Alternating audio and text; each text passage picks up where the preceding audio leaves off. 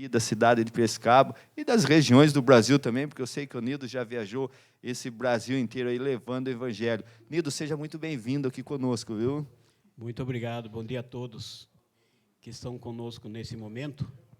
Vamos aprender um pouco mais sobre Deus. Amém, que gostoso saber que pessoas maravilhosas aqui. E o meu grande amigo aqui, o nosso líder da nossa banda, nosso líder de música aqui do Espaço Novo Tempo, um dos anciãos aqui também, Celso Braga Júnior, um rapaz que eu aprendi a admirar e que criei uma grande amizade. Seja bem-vindo conosco de novo, né, Celso?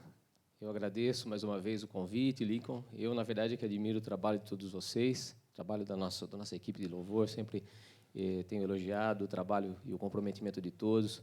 E Deus tem, mesmo nesses momentos de quarentena, enviado pessoas comprometidas e o trabalho tem crescido, graças a Deus.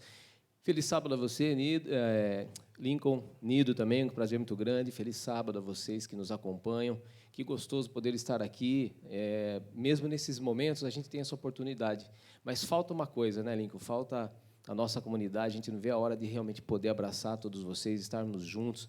A gente sabe ainda que nós temos um caminho à frente, mas vamos orando. E você nos acompanhe e compartilhe as mensagens que têm sido transmitidas aqui pelo Espaço Novo Tempo. E é verdade, falta esse calor humano, né, Dido? Falta, que saudade que eu tenho de quando o pessoal entra ali, você vê o pessoal sentado ali. Eu não esqueço algumas cenas que, cada vez que eu entro aqui, irmão Arão, irmã Jesuína sentada naquele cantinho, você vai lá, cumprimenta eles, e depois você vê o Adriano e sua esposa sentados ali, sempre naquele cantinho, no horário legal mesmo, e faz falta isso mesmo, né? Nós somos um povo amigável, né? Um povo caloroso, que gosta desse momento, né, de abraço, de aperto de mão. Como está fazendo falta isso para nós, não? Sem dúvida, né, Lincoln? Sem dúvida. E o povo adventista, né, em todos os lugares, com certeza, deve estar sentindo. E outros irmãos de outras denominações também, que tenho certeza que também sentem a falta dessa comunhão. Mas que bom tê-los aqui conosco e estudando. E hoje, com a oportunidade de estudarmos a Palavra de Deus e ainda sabermos que, mesmo nesse momento, é possível nós compartilharmos e olharmos as pessoas com o olhar de Jesus, né, Lincoln? Isso mesmo, que gostoso. E o tema dessa semana, olhando as pessoas pelos olhos de Jesus, né? Você que nos acompanha sabe que nem sempre é fácil você levar o evangelho a alguma pessoa.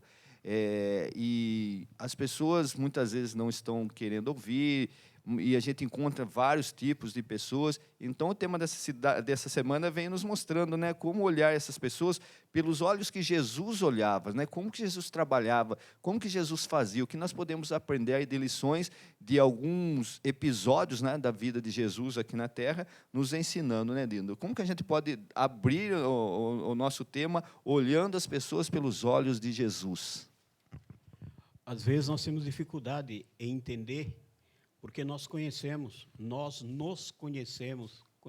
as nossas dificuldades, os nossos limites.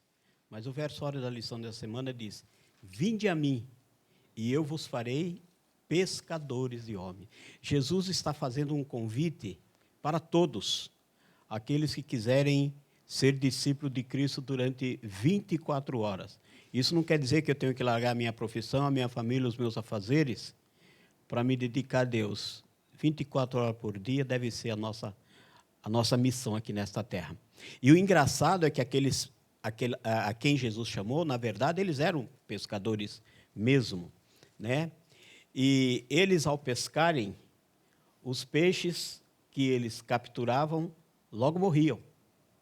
E os peixes que Deus está se referindo, pelo contrário, eles são convidados para pescar esses peixes para que eles tenham vida e vida em abundância. Aí está a grande diferença, não é verdade? E todos nós somos chamados para essa missão. Linda colocação, Nildo, porque é realidade. O peixe que é pescado morre, né? Ou vai para a panela de alguém, de alguma maneira ele vai terminar. Mas os peixes que Jesus fala que nós devemos pescar são peixes para a eternidade, né? São pessoas para o reino de Deus.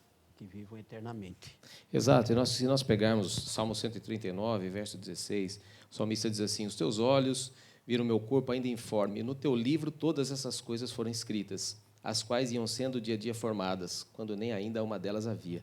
na verdade, nós vemos que, e pegando o livro de Efésios também, já no capítulo 1, capítulo 2, nós vemos o apóstolo Paulo mostrando o pensamento de Deus quando nos criou. Na verdade, Deus nos criou para a eternidade, né, Lincoln? Então, quando Jesus vem, ele vem com esse olhar de nos novamente resgatar para a eternidade e fazer com que nós também nos tornemos pessoas como ele, que olhavam as outras pessoas com esse olhar da eternidade, de levar essas pessoas, de alcançarmos a eternidade e levarmos as pessoas para a eternidade.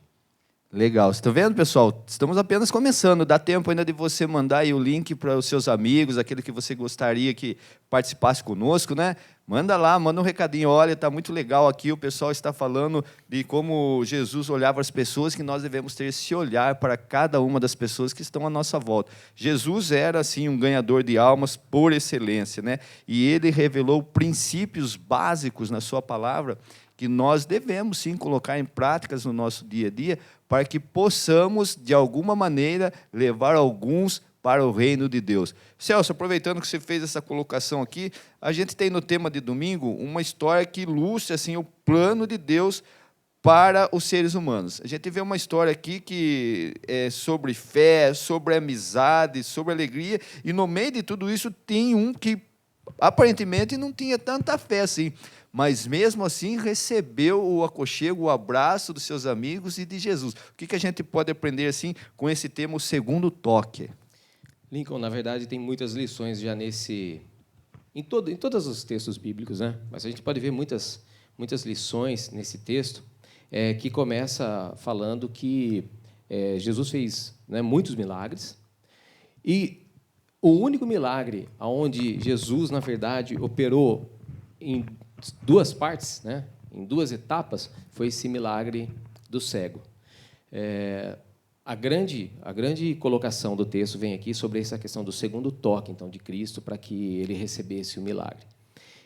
Coloca a questão de ter duas palavras, né, duas palavras-chave, trazer e rogar. Então, os amigos trouxeram o cego diante de Jesus. Então, a fé que eles tinham, que Jesus, a fé dos amigos, fazem com que eles levassem o amigo cego até Jesus, para que então Jesus operasse o milagre. Então, nós vemos aí a importância que existe de nós realmente sermos participantes. Deus nos dá esse privilégio de sermos participantes da instituição do reino dele aqui.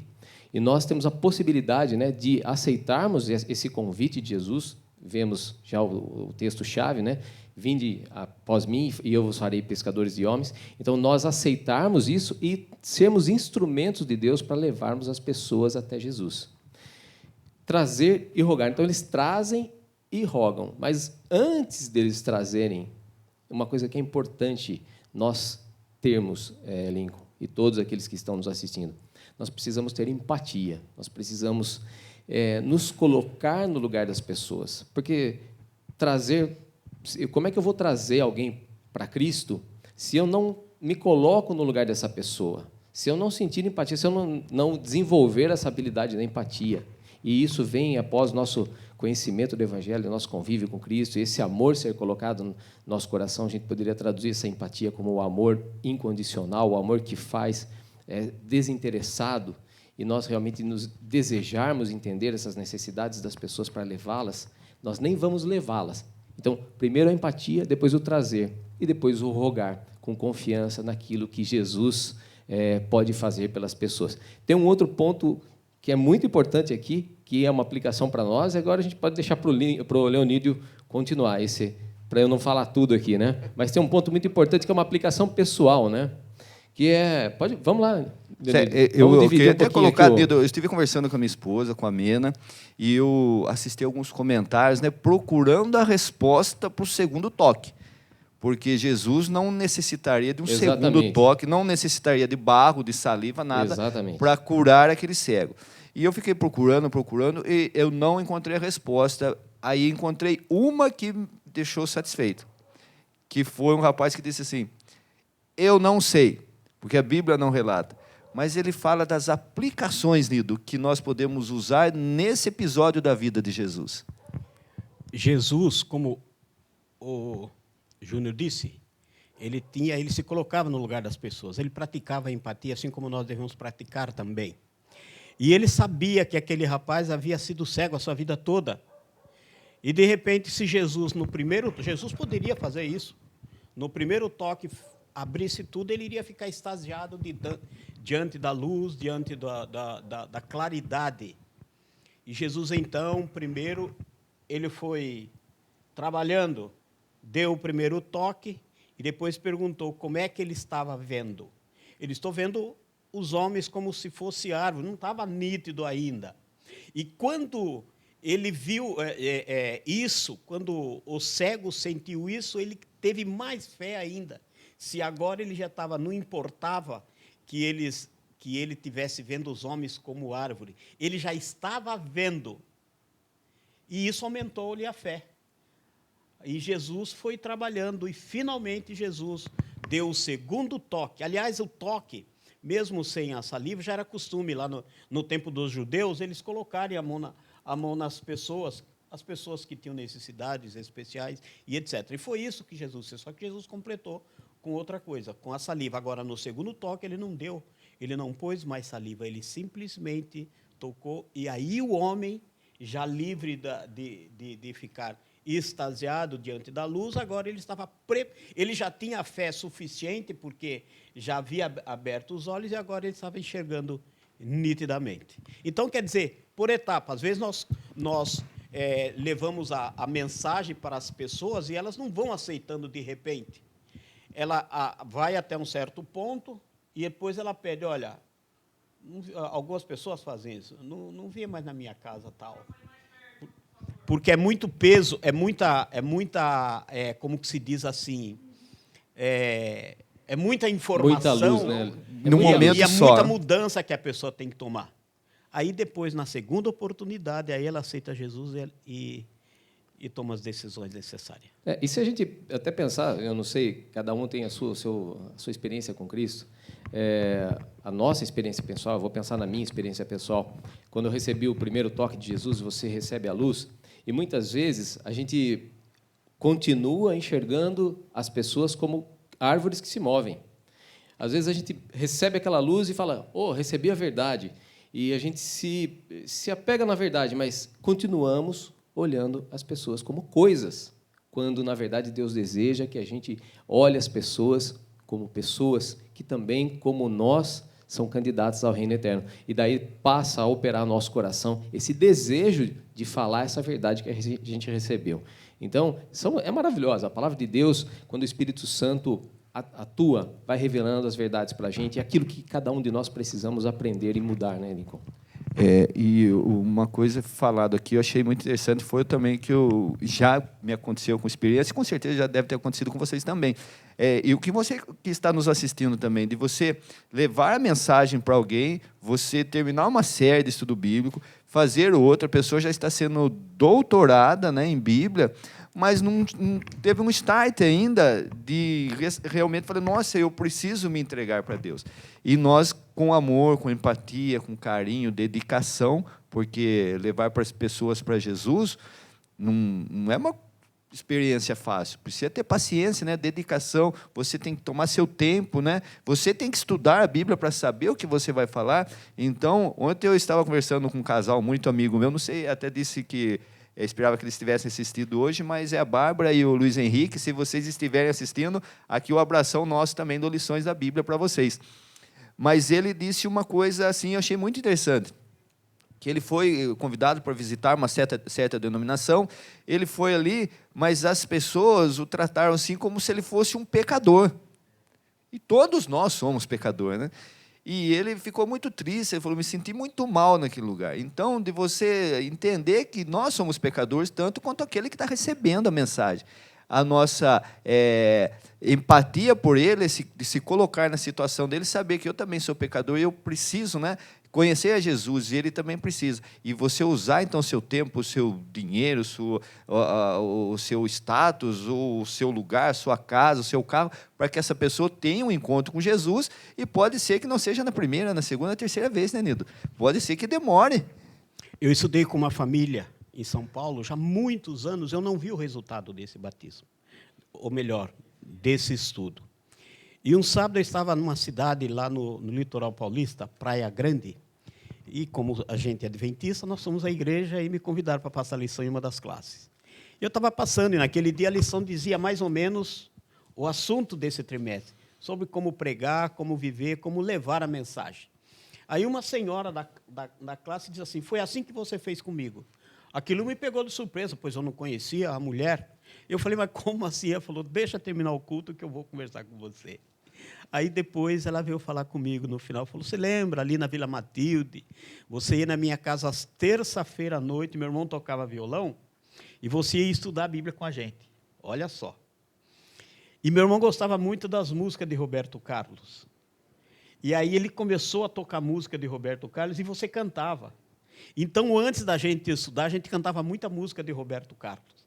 Aí encerrava as músicas e fazíamos a lição. E eu não vi o resultado disso.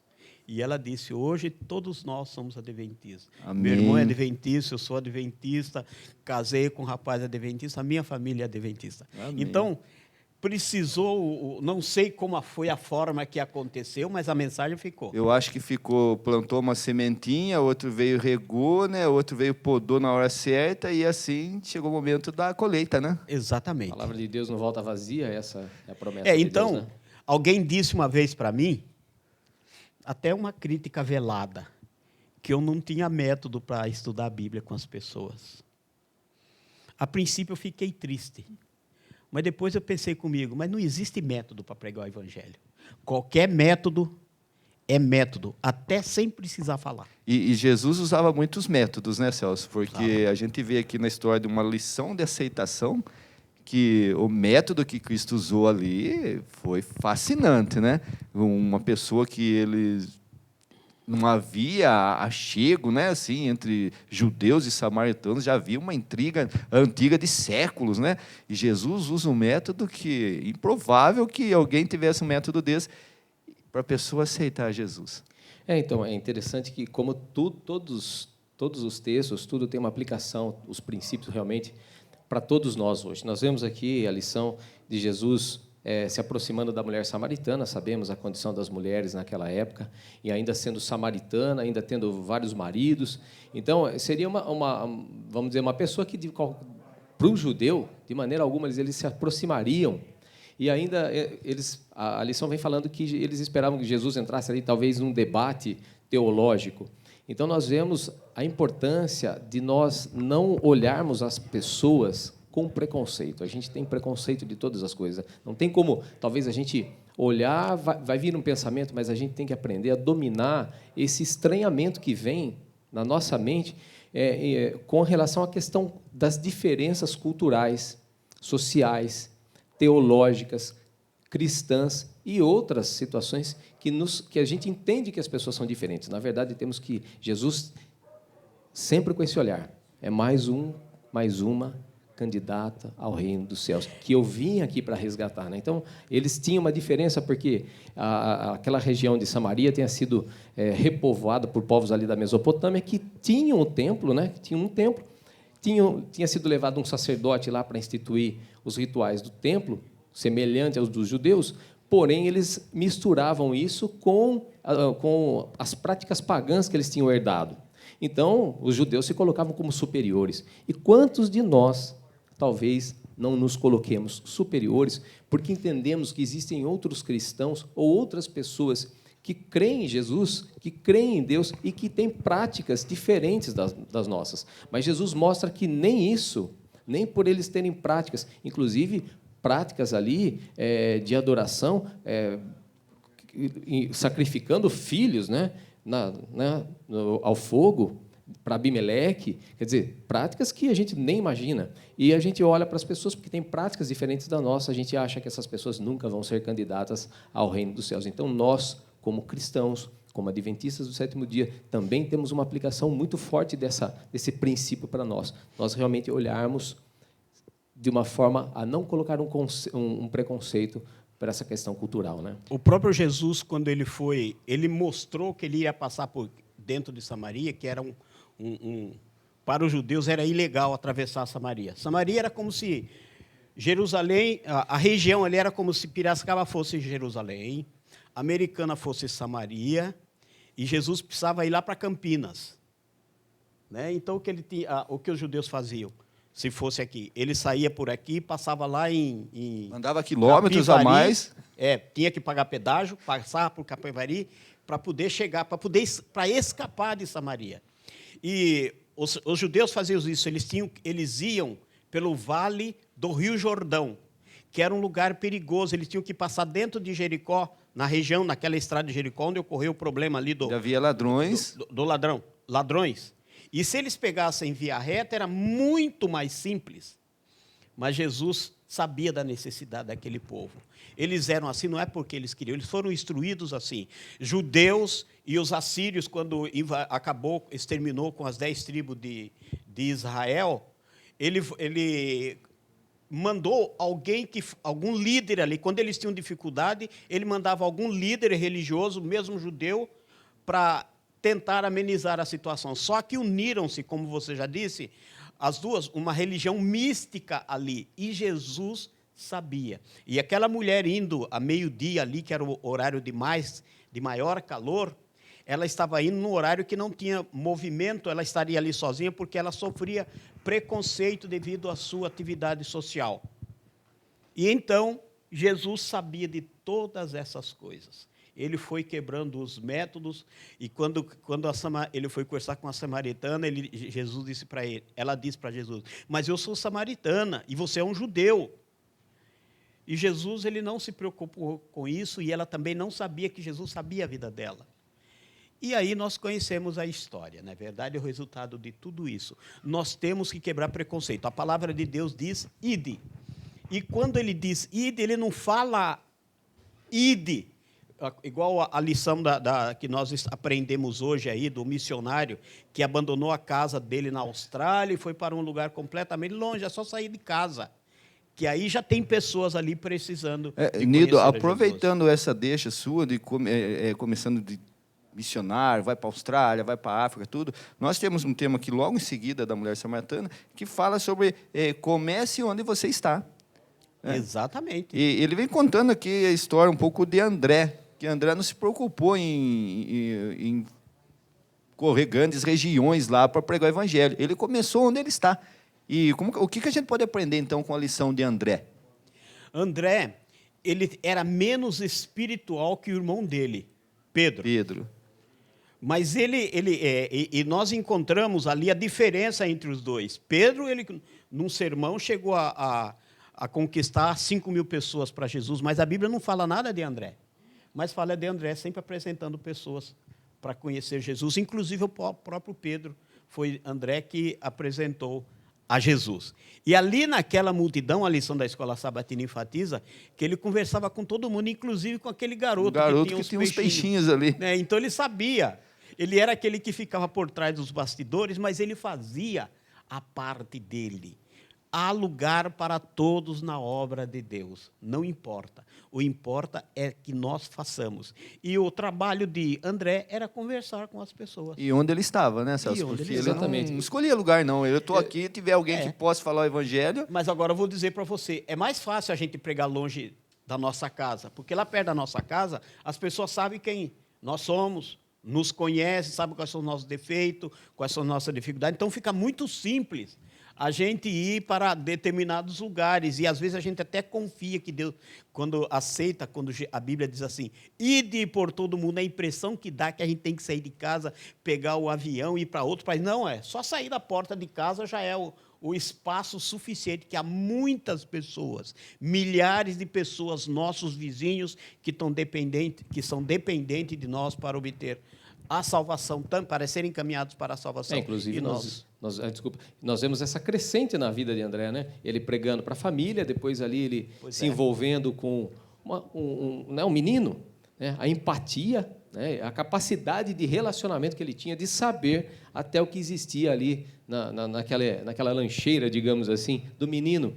E a oportunidade, como Deus vai dando oportunidade, a gente tem que aproveitar cada oportunidade que está na nossa frente. E depois vem, então, o último texto que mostra que daí os gregos que estavam ali para adorar, e ele leva os estrangeiros ali, digamos assim, para conversar com Jesus. Então, a nossa oportunidade pode crescer, Deus pode nos usar cada vez mais, se a gente, as pequenas oportunidades, a gente não perder. Aqui no Espaço Novo Tempo aconteceu alguma coisa interessante, não sei se vocês sabem. Um rapaz recém-vindo aqui, convertido, veio para a igreja, e ele se entusiasmou e estava andando na rua e encontrou um carro que tinha aquele emblema ali da Novo Tempo no carro. Não sei se vocês conhecem essa história. Aí ele parou, como ele achava que todo mundo, ele estava ansioso, feliz por ter encontrado a mensagem. Aí ele chegou para o motorista e falou assim: você é adventista do 7º dia? Ele falou: não, eu não sou. É porque eu estou vendo o seu... o emblema da organização no seu carro. Ele falou: não, o camarada que me vendeu o carro, ele era. Você deve ser... Ele falou assim: eu sou adventista. Aí o rapaz, então, o dono do carro falou: então você deve ser um bom cristão, porque o indivíduo que vendeu esse carro para mim, tudo que ele falou tinha no carro, tudo. Ele foi honesto, você deve ser honesto também. Então, veja a responsabilidade. Possibilidade de testemunhar através do nosso comportamento. Né? Exatamente. Talvez o dono desse carro nunca vai saber que ele fez. Verdade. Ele pregou o evangelho de uma forma diferente. Vocês que não estão nos acompanhando, que tema gostoso, né? Que delícia estudar a Bíblia junto, assim, com esses amigos e com vocês que nos acompanham. O nosso tempo é curto, né, Celso? Nós temos aqui, nós temos o cara não para aquele relógio de jeito nenhum. Então, nós precisamos aqui lidar com pessoas difíceis, Celso. Porque falar com uma pessoa que você já tem amizade, com alguém que é fácil de você conversar, é uma coisa, mas às vezes você encontra pessoas difíceis. Aqui a gente vê que usa alguns exemplos, né, de pescadores, pessoas que eram opositores da causa de Deus, e um improvável que não daria mais nada para a causa de Deus, Nino.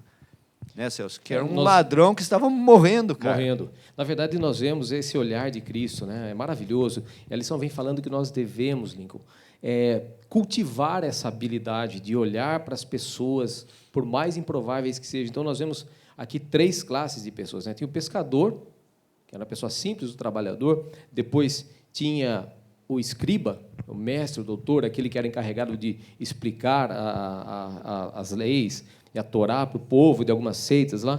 E depois, por último, ainda um malfeitor. Mas todos eles, ao olhar de Jesus, né, a lição vem mostrando, sempre candidatos ao reino dos céus. Nós devemos cultivar essa habilidade, fazendo como? Orando a Deus, pedindo realmente que esse amor seja colocado no nosso coração, esse desejo de olhar para as pessoas com o mesmo olhar de Cristo, independente de quem são essas pessoas. Eu acho que o próprio método daí Jesus vai nos ensinar, né? Dependendo da pessoa que ele colocar à nossa frente, é porque, de alguma maneira, nós vamos conseguir levar o evangelho para ele, porque Deus vai nos instruir, o Espírito Santo vai dominar a gente de uma certa maneira e também entrar na mente da pessoa de tal maneira que ela compreenda a nossa maneira de falar. Nido, você vai fazer a sua colocação sobre isso, e eu também quero que você já entre para nós nesse tema aqui também, que oportunidades, porque Deus ele coloca as oportunidades, trouxe o exemplo de Paulo, e que nós não podemos perder, né? A gente tem que aproveitar essa oportunidade naquele momento em que é colocada na nossa frente, né? As pessoas nós podemos chamar essas pessoas difíceis de cética. Elas nem esperam a gente dizer, já estão dando contra. Já são contra algum argumento. E aquelas pessoas, aqueles escribas que chegaram para Jesus e disseram a Jesus: qual é o mandamento mais importante? Eles eram céticos. Eles sabiam o que eram, mas eles queriam confundir. Aí Jesus disse: em primeiro lugar, vocês têm que ouvir. E depois o quê?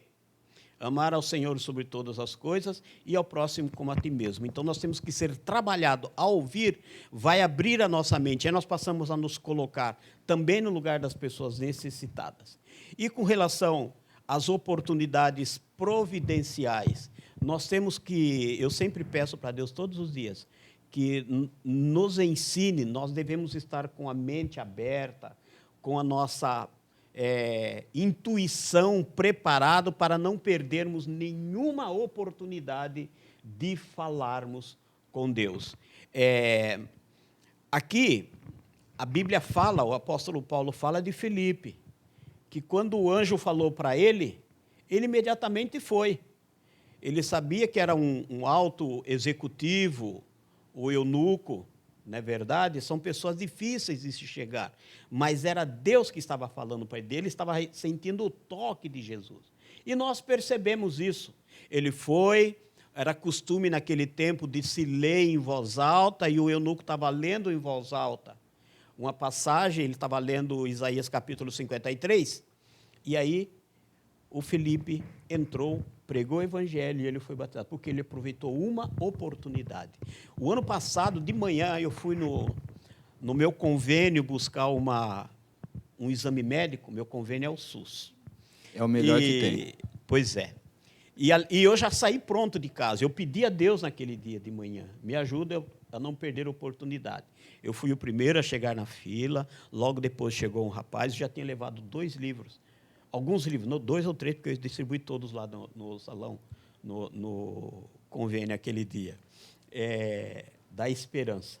Aí veio um rapaz perto de mim, conversamos, ofereci o livro para ele, também já ofereci a oportunidade de estudar a Bíblia. Na hora ele me deu o endereço dele, fui lá, estudei a Bíblia com ele, foi a primeira pessoa batizada no começo do ano. E ele já está fazendo a parte dele também. Levando outras pessoas. Levando outras pessoas. Então, quer dizer, nós não podemos perder a oportunidade. Eu me lembro uma vez, num sábado à noite, num domingo à noite, que eu acabei de pregar na igreja, me apresentaram um casal, faz muitos anos. Ele quer estudar, você pode estudar a Bíblia comigo? Eu falei, posso, e ela já me deu o endereço. E esse endereço ele obteve de uma forma diferente.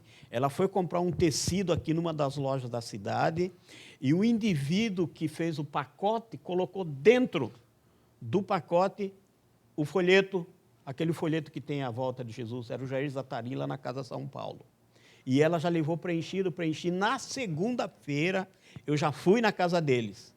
Eles se batizaram, Amém. São anciãos de igreja hoje. Só que às vezes a gente vai deixando para amanhã, porque o inimigo não quer. Às vezes a gente está cansado, não, deixa para amanhã, e a gente não pode. Celso, você tem aí alguns segundinhos para você fazer sua consideração final, cara. Na verdade, Lincoln, e para todos que estão nos acompanhando, as pessoas, todos nós temos necessidades. Para realmente a gente conseguir levar as pessoas a Cristo, devemos procurar entender quais são as necessidades dessas pessoas, nos colocar à disposição para ajudar. E a necessidade principal que todos têm é a necessidade da vida eterna. E aí apresentaremos a verdade da vida eterna. Aí é que está ali o convite de Jesus, quando ele nos convida para sermos pescadores 24 horas por dia. Quer dizer que nas 24 horas do dia nós temos a oportunidade de pregar o evangelho e nós não podemos perdê-la. Amém. Vocês entenderam qual foi a lição que Deus nos deu hoje? É simples. Você é um instrumento nas mãos de Deus para levar esse evangelho às pessoas. Seus amigos, seus parentes, alguém que você tem o contato, não perca essas oportunidades. Leve sempre um livro, um folheto dentro do seu carro, na sua bolsa, na sua mochila, e assim que Deus colocar alguém na sua frente, tudo bem, converse lá, e antes de ir embora, fala, posso te deixar aqui um presentinho meu para vocês? Porque Deus, através desse ato seu, vai fazer com que outras pessoas tenham na sua vida o poder do Espírito Santo trabalhando na mente delas e fazendo que elas conheçam Jesus, porque todos que passam perto de nós são candidatos ao reino de Deus. Fica aqui um forte abraço do Lições da Bíblia para vocês. Próximo sábado estaremos juntos novamente. Um beijão, feliz sábado a todos vocês. Bom dia, um bom sábado a todos. Muito bom estar aqui com vocês. Mas mais especial que isso é o chamado de Deus para a gente. Vinde a mim, vós que estáis cansados e sobrecarregados, que eu vos aliviarei. Entenda, hoje em dia, cansados e sobrecarregados, aqueles que estão tristes, deprimidos, estressados, com crise de pânico, doentes, e por aí a lista só aumenta, né? Mas ele é o mesmo que fazia milagres na Bíblia, é o mesmo que faz milagres hoje. É Ele que cura todas as nossas feridas, que sara todas as nossas dores. É Ele que nos levanta quando estamos caídos. É Ele que sempre nos ajuda e que sempre faz o bem e que sempre está disponível. Basta crer, basta clamar, basta pedir.